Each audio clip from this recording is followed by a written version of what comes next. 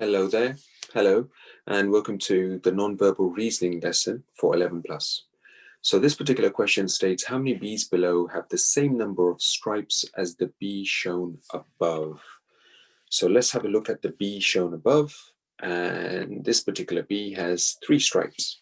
So let's now count the rest of the bees and how many stripes they have. So bee A has 3 stripes, bee B has 4 stripes, BC has 3 stripes again, BD has 2 stripes, and BE has 3 stripes. So how many Bs below have the same number of stripes as the B above?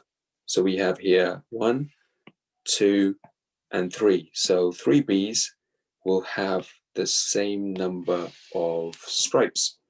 So try your best with these particular questions. Remember, every question in this particular task is different, and you have to select how many bees there are that have the same number of stripes and then move on to the next question. So every question is very different. Take your time, look at the patterns and also the sequences for these type of questions as well. Thank you and good luck.